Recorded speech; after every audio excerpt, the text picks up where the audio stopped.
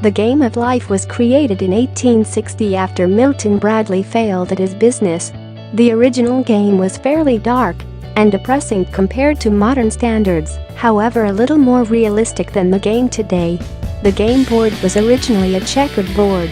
The Game of Life changed a lot after Milton Bradley died in 1911. After Milton's passing, some parts of the game were changed forever. The original Game of Life was a much cruder, however more realistic game. In the late 19th century, there were suicide, intemperance, disgrace, poverty, and ruin cards. These are all parts of actual life, however for a game that is rated for children to play, so it's a little much. The game can be played on game consoles or on a phone. It is exactly the same, without having a game board or pieces to play. The original goal in the Game of Life in the 1860s when it was created was to live a happy life. However, the game included risk, cards stated earlier being examples of risk.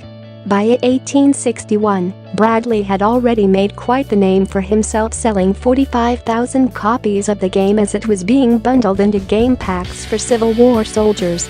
The game would become patented in 1866, securing Bradley's future.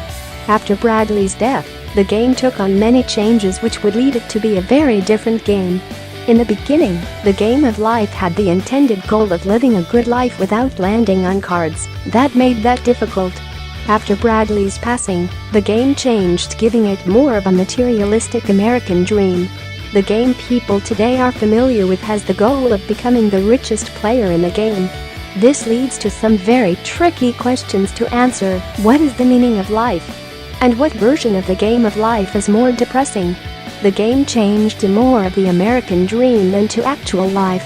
The game has assets that can be acquired and sold within the game. At some point in the game, you have a chance of following the family path or the path without children. The game allows the player to earn money at the end off of houses and children.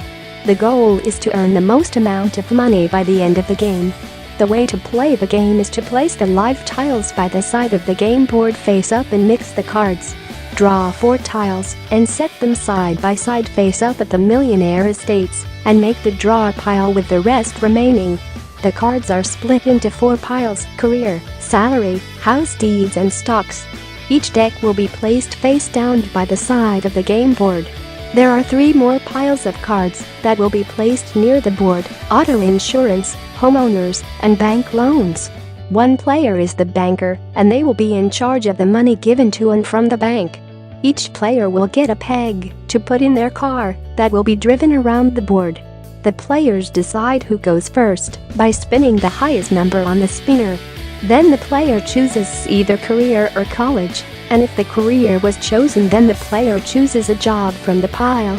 The spinner is spun again. The player moves forward depending on what number they stopped on. Once they stop on a spot, then they choose from the action cards. Once this is completed, then the next person takes their turn.